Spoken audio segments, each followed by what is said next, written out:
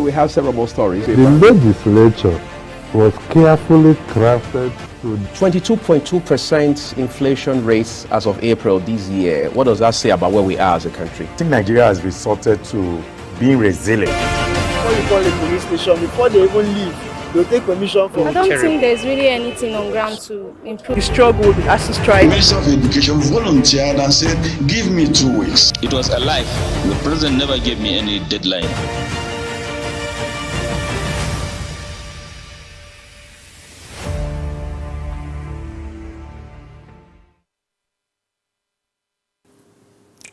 Hello and welcome to Global Weekend, the Global Morning Weekend, here on Global Television, where we take you through the rundown of what happened during the week on Global Morning and across the nation and the globe in general. I am Queen Agaba, and I am extremely excited and delighted to be your anchor this morning. It's a beautiful morning. Beautiful Saturday morning, particularly here in the city of Abuja. The weather is kind of hazy, but we hope to get a fair weather during the day. We will be bringing you the rundown, the headlines on Global Weekend, Global Morning Weekend today. We're looking at stories that are of interest to you, national interest, as well as stories that appear to be on the light side, the sides of entertainment and sports as well. We'll take a quick break, and when we return, we'll look at the front pages of the papers. Please stay with us.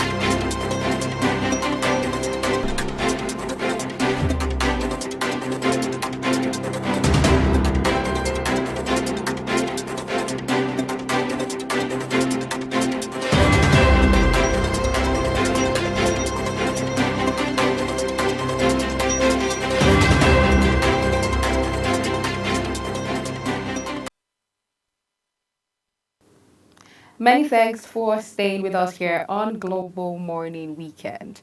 Let's talk about positivity, first of all, before we look at the papers. It's actually in the papers, the weekend papers, but let's talk about it a bit. Actress and body positivity activist Mona Lisa Stephen, she is well known for her outspokenness, for pushing and pioneering the narrative around body positivity and plus size women. She was an advocate for plus size women. Mona Lisa Stephen was laid to rest in Lagos. She died sometime last week in the month of May, and the news took people by surprise, took a lot of people by surprise, took a lot of people by shock. I particularly was in awe. I was in shock, safe to use the word, because I know Mona Lisa Stephen. I've come across her post time and time again on Instagram, social media, and I've come across some of her podcasts, where she was somehow controversial in her opinions, and but one thing we would not take away from her is the fact that despite being plus size, she has never allowed that to demean her or to dampen her shine. She has always advocated for plus size women, talked about people embracing themselves regardless of their sizes while working on themselves. She shunned body shaming. She spoke against body shaming. She was just interestingly herself, while also working to stay healthy and stay fit. But she died last week, and the result of her death was as a result of low blood sugar and I think internal bleeding. So while the news popped up on social media, there were a lot of reactions about why and how, people are now, you know, commiserating with her family, sympathizing with her loved ones, writing all kinds of, sweet words and all of that. And there were reactions. Some people say that, you only see these comments, you only see these feedback when you are gone. People talk about you, say a lot of kind things to you, a lot of nice things to you when you die. But when people are alive, they never get this kind. As a matter of fact, people said that when Mona Lisa was alive, she received trollings, she received bashing for her very controversial stance. She was body shamed and all that. And now that she's being laid to rest, there were a lot of, sweet things written about her and all of that. And but the truth of the matter is the reactions were diverse. Some people say you never know what people are going through. You never know what people are passing through. You never know what people are dealing with, regardless of how they look now. It's never a matter of Sometimes it's never a matter of their choice. Some people don't even want to look the way they look, but they have to embrace who they are now by working towards the future that they see. So let's all be kind. And I think I am of that opinion as well, that we can spread kindness. I remember coming across Mona Lisa's post where she, talked about a particular South African young girl, a teenage girl who had taken her life, committed suicide as a result of trolls, as a result of body shaming from her peers and from social media, because she happened to be a plus-size teen, and she took her life. And then Mona Lisa was, advocating against body shaming. She was talking to people, talking to young girls to embrace themselves. While people might be on different journeys, I want us to understand that it's our duty to be kind. Some people, there's a phrase that says nobody owes you anything. We owe people kindness. We owe people sensitivity, consideration. We should be kind, regardless of how people appear. Sometimes it's never a matter of choice. It's the way they are. And you don't know what they're dealing with. You don't know, how they're continuously working to ensure that they become better versions of themselves. And all we can do is encourage people and be kind to people. We say that Mona Lisa Stephen will continue to rest in peace, and we pray that God will grant her family and her loved ones the fortitude to bear this enormous loss. Well, let's move over to the paper for you this morning. We have the Guardian newspaper. We begin with the Guardian newspaper right there.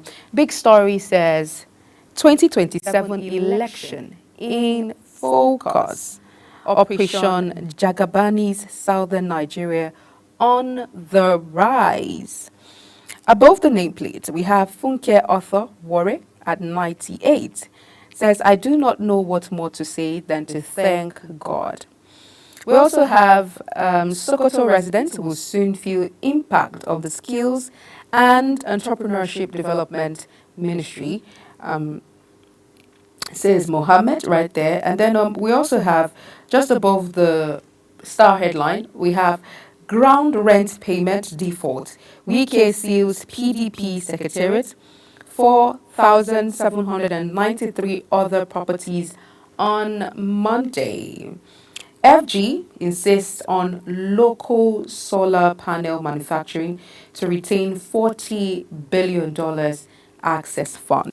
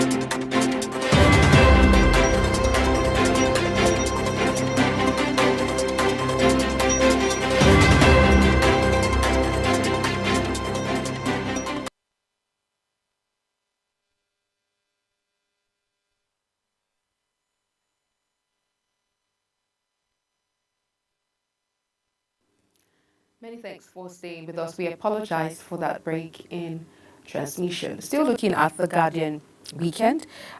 We have federal government insist on local solar panel manufacturing to retain $40 billion access fund.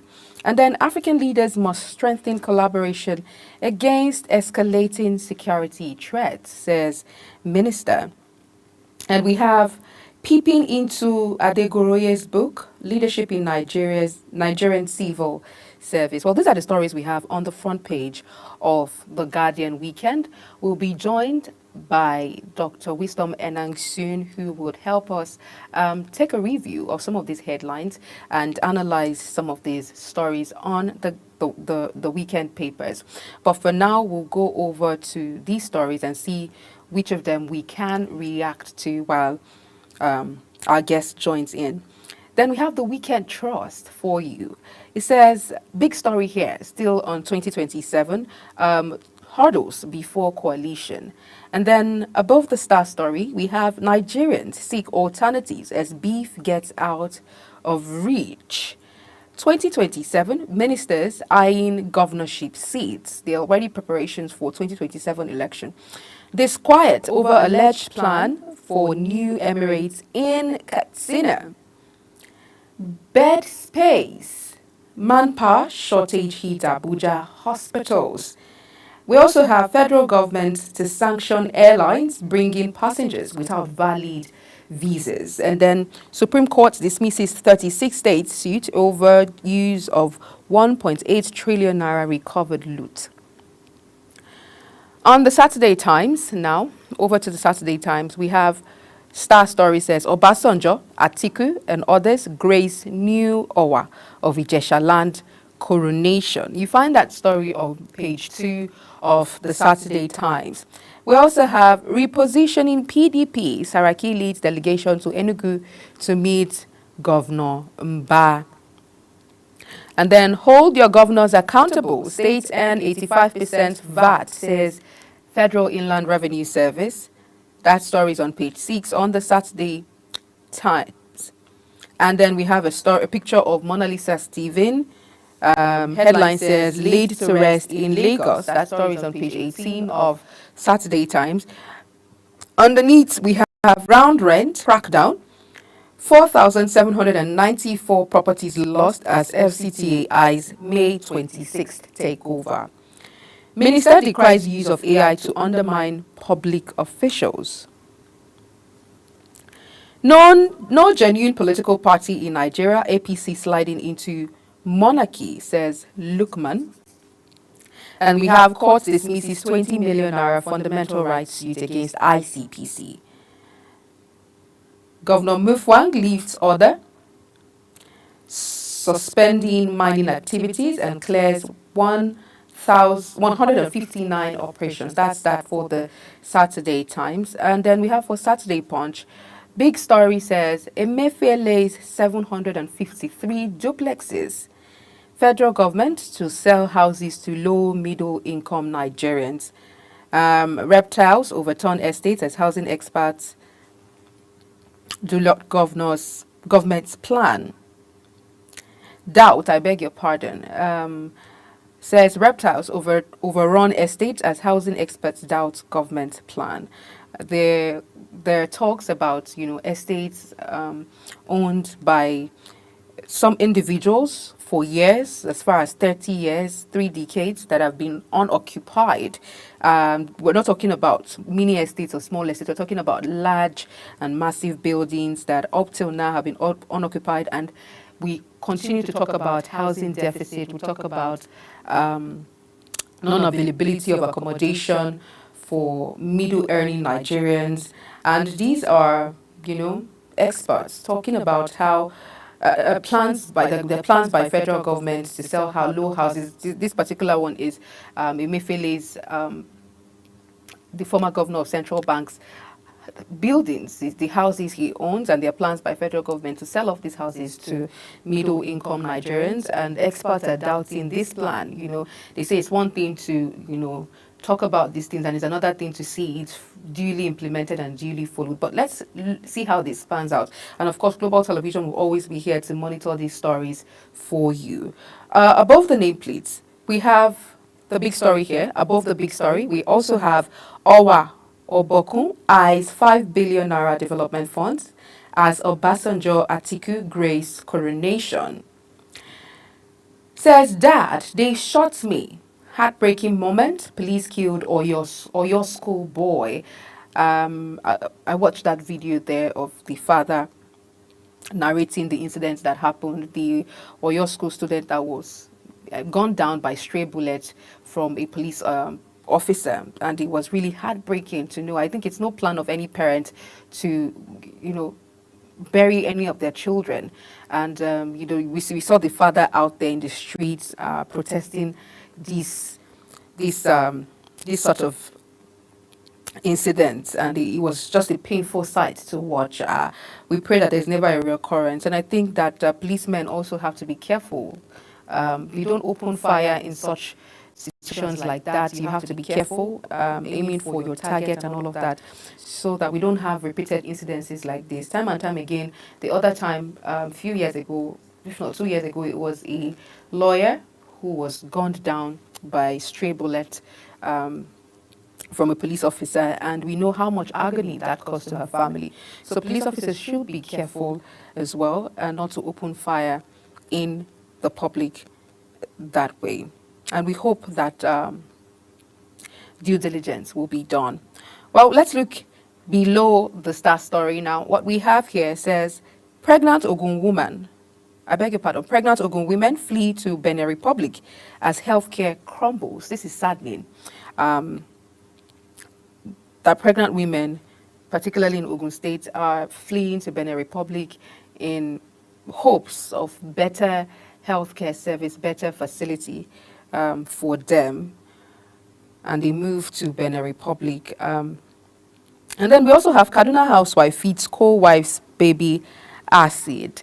These are the stories we see on weekend newspapers. I like that, it brings some of these bizarre stories to us as to what people are doing, the extremes that people are going to, maybe out of jealousy, out of pain, out of just sheer wickedness. It says, Kaduna housewife feeds co-wife's baby acid. You can find that story on page 14. I begin to wonder, why would any sane-thinking person want to poison a baby and poison that baby with acid? So you can just imagine how gory that sight will be.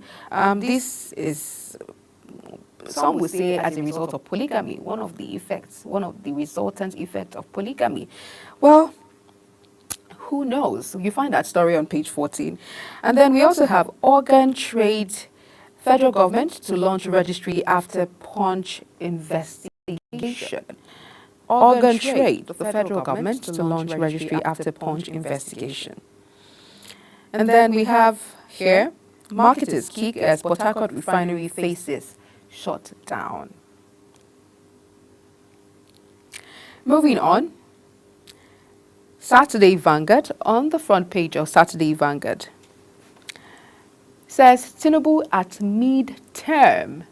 Who are the people government is satisfying? A big question right there.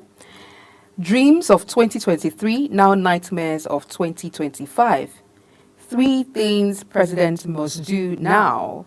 Hopefully our guests would help us analyze this question. We also have, we can't bomb terror out of Nigeria. Air Marshal Abubakar. That statement is credited to Air Marshal Abubakar. Ryder says insurgency will persist without socio-economic reforms. Tinubu, Obi, Fayemi, and I at the Vatican by Bianca Odumedu Ojukwu. You find that story on page 29 right there. And then we have Atiku and Obi, redemption, betrayal, or both. That's a question on page 12 of the Saturday Vanguard. And then 2027 election. Results have been written. Democracy is gone, says Shaware. And Dangote pledges more to uplift vulnerable people, says African Development ADF, I beg your pardon, spends over 50 billion naira yearly on giving back to Africa. And then we also have national career of the table, federal government to demolish old Lagos airport terminal. according to the Minister of Aviation and Aerospace Development, Festus Keyamo. Lastly, we have Tinubu is doing well, but he should tackle insecurity. That statement is credited to Senator Neda Imasue. Now let's look at the Saturday Tribune. On the front page of Saturday Tribune, we have big story, unpaid ground rent. Government to seal off PDP headquarters on Monday. Rider there says parties Tuesday, NEC meeting at risk. PDP vows to challenge takeover. And we also have action not politically motivated, says FCTA, and 4,793 other properties affected. Underneath the star story there, we have Aregbeshola's drummers say Tinubu will lule in 2027. And then ex-governor hosts Atiku and Sambo in Oshun. We also have Supreme Court strikes out 36 state suit over looted funds. And well, these are the stories we have on the Saturday Tribune. And lastly, on Saturday Independent, here we have above the star story, we have alleged 6.93 trillion naira padding. Nigeria's budget now at the moment for elites, now ATM for elites, I beg your pardon, says CUPP. And it says practice diverts resources from critical sectors.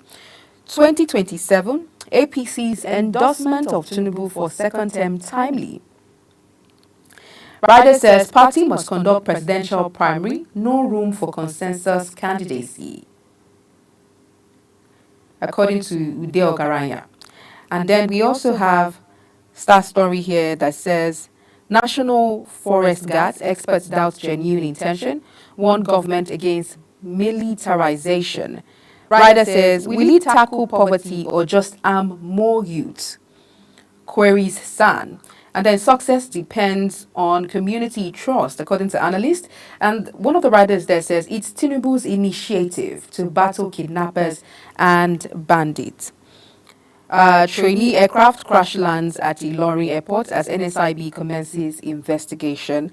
We also have Minister threatens to sanction airlines, airlifting passengers without entry visas. Tinubu building institutions to secure Nigeria. That's accredited to the Defense Minister right there. And lastly, we have DSS provides 20 million naira compensation, free medical care to victim of accidental shooting. We will now be joined by our guest, Dr. Wisdom Enang, who is a senior energy analyst and consultant, as well as an economic analyst who will help us, look at some of these stories and analyze some of the big stories here. Many thanks for joining me on the program, Dr. Wisdom. Good morning.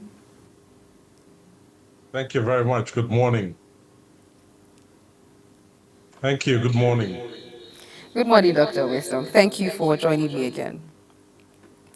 Well, we saw some of the stories on the front page of the papers, Saturday papers, and so sometimes Saturday papers has, because it's the weekend, it has, very non-conventional stories. But let's look at this story on Saturday Vanguard, where we have Tinubu at mid-term. Who are the people government is satisfying? It's a question right there. And then the writer says, dreams of 2023, now nightmares of 2025. That story there is on page 14 of The Guardian. And then it says, Tinubu nomics at midterm between statistics and suffering. I would like your reactions to this question. Are there people the government is satisfying? What do you think? Is this really true? Dreams of 2023, now nightmares of 2025. I want you to look at this story, and I would love to get your reaction. All right, thank you. I think what the headline there is trying to talk about is, I think in my own understanding, from an objective standpoint, is putting a differentiation between intent and outcomes, right? And we've seen this over and over again, where we're looking at some of the indices. For example, if you looked at economic welfare exclusively on the basis of how well Nigeria is paying off its debts, and if you looked at it on the basis of how well, the capital base, looking at the the money in the CBN accounts are growing, then you would want to believe that all is perfectly well. But the question is, how do we connect this to the welfare of the ordinary Nigerians? Is it connecting as fast as the president had intended? Because it is important to know that the president means well for the economy. The policies are well designed. Again, when it comes to implementation, there is room for improvement. When it comes to outcomes, we could wish for much quicker and better outcomes. And so what that headline is pretty much speaking about is saying, yeah, we've got a president, he's got real intent, he's got the people at heart, but are we trickling down quickly to the results that are touching people? Also, how well do we manage the macroeconomic indices? For example, like I said, a much better capital base in the CBN's account. How well do we also manage things like the indices of saying we've repaid our loans with also the welfare of the ordinary Nigerians? In fact, it's one of the articles that I've written that said that sometimes a GDP measure is not just enough to tell the welfare, because you could say we're having a better GDP, but are Nigerians or ordinary Nigerians finding it better or worse off? And that's the question that we think is important to answer. So one of the answers that we've got right is from a monetary standpoint. But I think from a physical standpoint, in terms of managing the economics, where we have the Ministry of Finance being responsible from a fiscal standpoint, I think we need to do a lot better. I think that's what the headlines is trying to say.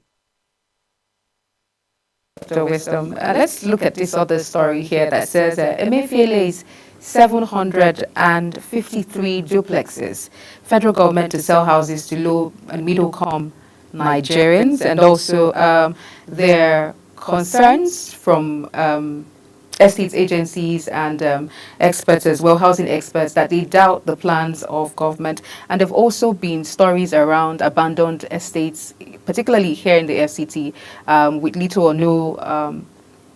no activity or investigation done about it to ensure that the houses, if not evenly distributed or sold off to middle-class Nigerians. But what do you think about federal government's plan to sell off houses to low-income Nigerians?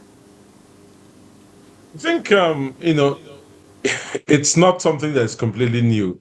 In the UK, for example, I lived in a place in Bath called St. Peter's Place. And it used to be a church until there was an arrangement with the Bath Council in the UK for the Bath Council to take it over. And part of the justification for that takeover was the fact that there was a very difficult, housing situation in Bath. And Bath happens to be a city that has a lot of historical context. And so without putting up new buildings, which would then modernize that city, the local council were always looking at how they could get, old buildings and convert it. So there was a need. What I'm trying to essentially say is that there is a need for housing, and that need is being met by the fact that there are certain housing that the state, in this context, in Abuja, has, powers to be able to take it over and repurpose it and sell to people, especially amid the fact that there's a housing need and the lands are not any cheaper. So I think, one of the ways that the government has found that it could do that is by selling this low-cost housing. Again, the only concern I think I would have is around the ethics of which houses class as a candidate for this particular assessment and onward sales. But other than that, I think we're meeting a need. And it is interesting to say that the way the need would have been met in Britain, like I said, is quite different than the way that Nigeria are meeting the needs. What is important is that we meet the need in a very ethical and sustainable manner. Another story I would like us to look at is the front page of the Guardian Weekend. That the big story there is about, for most of the papers, we see that the star headline there is 2027 election in focus. Stories around the alleged one-party system, and then the big story says Operation Jagabanize Southern Nigeria on the rise. There are concerns about people from the PDP moving over to the APC, and as regards the 2027 election, would you like to react to that story, or what do you see happening in the 2027 election? Now that we have more people defecting to the APC. Let me say it this way. I think I'll propound a theory to sort of put forward my points. With what is happening is, just an indication that most politicians will look for a safe haven to pursue their political ambition, because at the end of the day, we do not have an ideological difference between one party or the other. So without ideological differences, like would say the Independent Party, would say the Republican Party, would say the Democrat Party, what it means is that the politicians are simply just finding a vehicle. It's a vehicle to convert them to a destination where they can then effect governance. And when you look at it that way, it means that cross-carpeting is just a normal order of the day. But what it is, I think is important is to look at the lessons learned without pointing blame fingers. I think we need to start looking at how do we improve our inter-party democracy in terms of making it more attractive, because people will always go where there's more attraction. So the question is, what's the icing on the cake in terms of that the APC is offering that other parties need to start thinking about? What's the reward and recognition system that the APC is offering that other parties need to start looking at? What is even the internal democracy that the APC is offering that other parties need to start looking at? I think it's not enough to play blame games at the moment. It's time for us to look inward. It's time for us to understand whether it is an important time to put some sort of consideration around building internal democracy very keenly, knowing that this is the basis to midwife the larger democracy that we find ourselves in. But I think it is not a time for blame game. It's a time for the various parties to look inward and see how can we enhance the attractiveness of what we're offering on the table to attract the best candidates to our party. What are the key issues that will shape the 2027 election? I'll give you an example. Security. A few weeks ago, there were news around a military base being bombed somewhere in the north. And concerns, over time we've heard concerns around militant threats, particularly to our security personnel. How do you think that security concerns would affect the 2027 elections and other issues, most of the issues that we see happen? Well, I think 2027 elections would be more about finding, sort of defining where we are in terms of security, in terms of economics, in terms of infrastructure development, and seeing, okay, it will be a question of whether or not, we're doing well and we want to continue in that course, or we want to change course as a nation. But I think, again, when we solve the issue of having a mismatch between the execution of policies and the design of policies, and also the outcome of the policies, I think we should be fine with the current administration. Yes, there's room for improvement, there's no doubt. But rather than fight, I think it's a call for all hands to be on deck. Even you and I have a role, because when you think about security, for example, you find out that security is something that it's everybody's business. Whoever is perpetuating crime or any misdemeanor is doing so in an environment that there are people who know that they're doing these things. And so it's even a clarion call for you and I to step up, and say, look, we are going to be part of this journey. We're going to walk the talk. We're also going to contribute our quota. But, in a nutshell, to put clarity on your question, I think economics is going to affect the outcomes. Also, security is one of those pretty big factors. When we talk about these two factors, it is important to note that it's not just going to be an assessment of what is going on right now. It's going to be an assessment of, okay, where were we? What has changed? Where do we need to be? And is the current administration the right one to take us to that position? And what is the roadmap to get to that position? I think that's going to be the huge assessments that would define what voters eventually do at the polling units. Okay, thank you. Now let's move over to the Weekend Trust. There are stories here I would love you to react to. One of it would be manpower shortage hits hospitals in Abuja, and then one of the shortages says bed space and manpower shortages. And then we also saw in one of the papers where pregnant women flee in Ogun State as a result of decrying healthcare services. Over time, we've had the privilege to look at the papers time and time again, and we've seen how there's been call for a state of emergency in terms of healthcare, particularly, and state of emergency. We've seen doctors, workers, healthcare practitioners fleeing the country, going on strike time and time again. Patients as well complaining. People who have had to lose loved ones as a result of the depleting healthcare facilities we've had. And now we see here that manpower shortage hit Abuja hospitals. Would you want to react to the state of the healthcare sector in Nigeria? What do you think can be done? Where highlight some of these challenges, and how do you think we can better manage situations so that we don't have more issues, more topics to discuss around brain drain, and then and all of those related incidences? Yeah, absolutely. I think when we look at the whole spectrum of the health sector, we'll find out that there are a number of things. I think one of the commonest ones that you would find is the issue of brain drain. It's a keen one, because when we're losing professionals to abroad jurisdictions, it means that those professionals, there's a gap ultimately.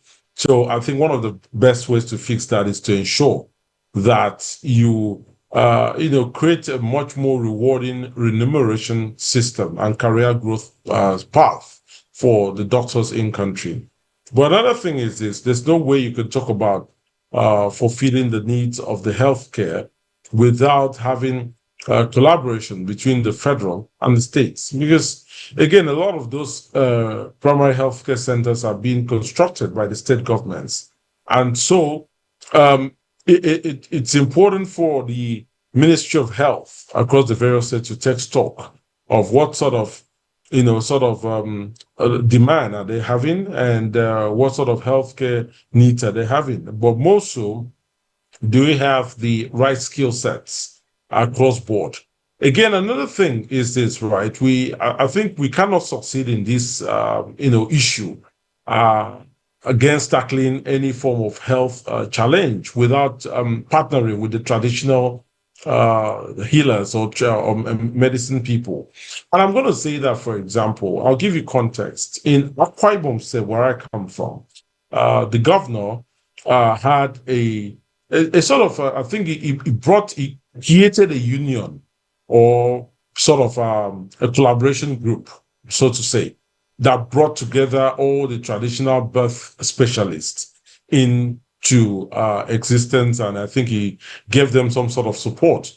But what was interesting about that, that particular instance, was that he discussed with them the fact that, look, we respect what you're doing, but we do need you to ensure that all of your patients are also registered in a primary healthcare center, and then you work hand in hand with the doctors, Whatever you think you want to do, speak about it to the doctor and let the doctor, guide or manage that sort of, whatever you're diagnosing or what you want to say. But don't treat anybody without carrying a doctor along. And I think since then, we've had a very low number when it comes to any form of complication that somebody went to a traditional birth specialist and then ended up with a complication at that point because they're not working with doctors. So I think we need to get them, because what happens is this. A lot of people would first turn to traditional medicine options. And when there are complications, they would then go to the hospital. And at that point, it's going to add pressure because the hospital is battling against time and battling against uncertainty. So I think one of the ways to win the war against any health challenge, in terms of the fighting it from a public sector standpoint, is get the traditional healers involved and let's, educate them on the limits that they can go, on the limits that they need to attempt, or rather, if they cannot attempt it, they should be able to call a specialist in. And these are some of the ways. And then, of course, expanding the healthcare centers, more trainings, even bringing international doctors to come and train our folks on how to manage certain conditions is another key area. And also, we need to also make sure that we are increasing advocacy. Like I said, advocacy against over-reliance on traditional healers, advocacy against self-medication and treatment, because what people simply do is they stay at home and every day it is malaria and typhoid. Malaria and typhoid. I'm not sure who exactly tells all Nigerians that malaria and typhoid is the only problem that could give them fever or body aches or fatigue. And by the time they're going to the hospital, a lot of things have complicated, and they end up, overpressuring the public, sector health system, as well as even the private health system. So a lot of these are, ideas that I think we will be able to holistically tackle and reduce the pressure on the public health sector, or at least try to manage that pressure. Story before I move over to our last paper. Still on the Saturday Punch, there's a story there that says organ trade, federal government to launch registry after Punch investigation. So apparently there was an investigation by the Punch newspaper where that happened after the federal government that made the federal government actually to launch a national organ and tissue transplantation registry to combat organ trafficking and ensure that there's ethical practices in organ, transplantation. And this, happened as a result of an incident where the federal government actually previously acknowledged the issue of illegal organ harvesting that was linked to, ritual killings and human trafficking and all of that. And then, there was a new guideline that was introduced to regulate organ transplantation and all of that. But do you think that the National Organ and Tissue Transplantation Registry will effectively combat organ trafficking in Nigeria? It's becoming a menace. I listened to a story of a young man who happened to enter. It was an e-taxi. I don't know if it was an offline taxi, and the people in that taxi were allegedly organ traffickers, and how he managed to escape was a miracle. And there are other cases like this. But with this new development, I would like to get your reaction. All right. I think. What the federal government is trying to do is not different from what India is doing at the moment. I think what India has done is they have a register, and there are even rules. For example, if you came into India to do any organ related surgery and you needed donation from a different person, it cannot be an Indian citizen. You would almost need to fly in with your donor. There is a lot of paperwork that gets done into it. They ensure that it is fair and that you have, you have provision to take care of the person who you're taking the organ from, even after that organ has been taken. And I think there's a lot of rigorous process. But you see, getting a similar or taking a leaf from the books of India, it's okay. It's part of what we call the global best practices.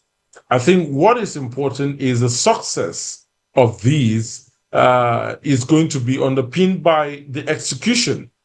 It's not just the register, but what is the execution about?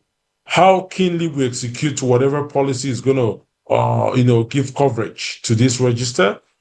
Also, the other aspect is how well that we have the courage or conviction to do the right thing. Because I keep saying every day that for you to make any system work, you need three critical barriers. You need the equipment barrier, which could be the register. You need the process barrier, which will be the policy initiative that gives power to that register. But you also need the people barrier, which are going to operationalize both the register and the policy framework, which is the process, the register being the equipment. If you do not have the right set of people who are honest, who are willing to do the right thing, you're wasting your time. So I think it's a very good idea. But, to your question, whether this will solve the problem, it will solve the problem if we have the right people with the right attitude. Because for as long as we put the three fundamental barriers, equipment, process, and the people are the most critical that will undermine every other barrier in making that register and indeed any other policy a success. The wisdom, Enang. I don't know if we still have, I think we have barely 2 minutes, but I just want you to react to this last story in 2 minutes here. Says, unpaid ground rent, government is seal of PDP headquarters on Monday. Okay, let's look at this story. It says Supreme Court strikes out 36 states suit over looted funds. The issue of looted funds have been on and on, money laundering, particularly from public office holders. How would you react to this story? I'd just like to get your reaction. Moving forward, how do we combat this menace of looted funds meant for the public and for critical infrastructure? Let me just get your reaction.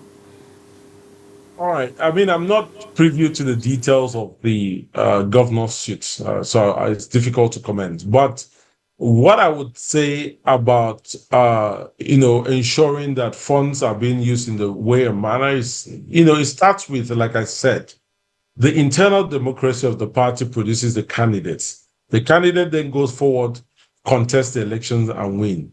So ensuring that we have the right candidates is something that we need to tackle within the party system because, the politics we play in Nigeria does not allow independent candidacy. I think the political parties need to go back, look at the internal democracy and make sure they put the right people forward. But also for elected people, I think it is important for us to get the right sets of people. Let me say very clear. There are avenues to put out innovative ideas and even, to be able to make money from innovative ideas. And so I think that's the road we need to toe. Even in the US and, the UK, there are very smart people that are coming together to work with the government and create, enormous wealth, of course, which will be very beneficial to even the country. But I think that's the way we need to toe.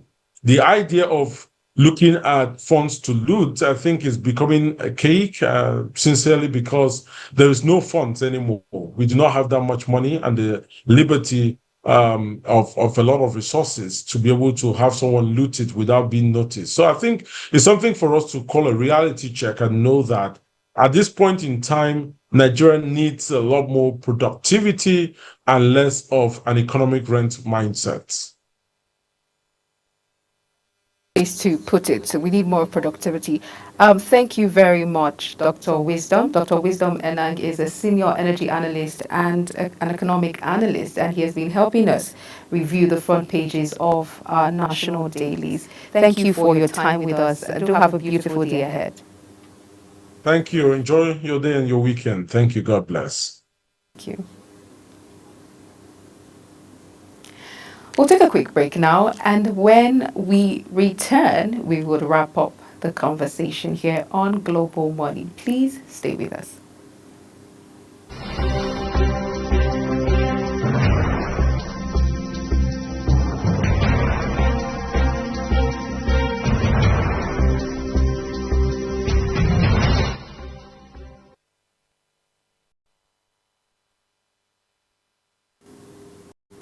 Yes, welcome back, and thank you for staying with us all through Global Morning, looking at the front pages of the papers and analyzing critical issues of national interest.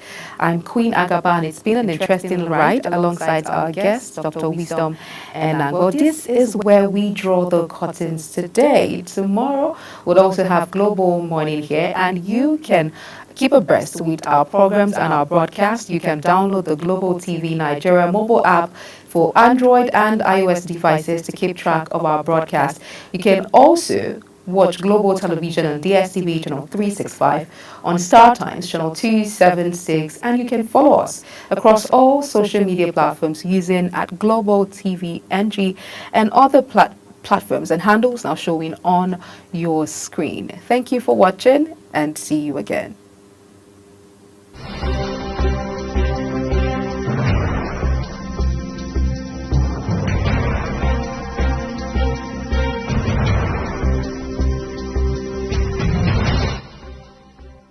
Welcome to Global Morning. The death toll from flooding.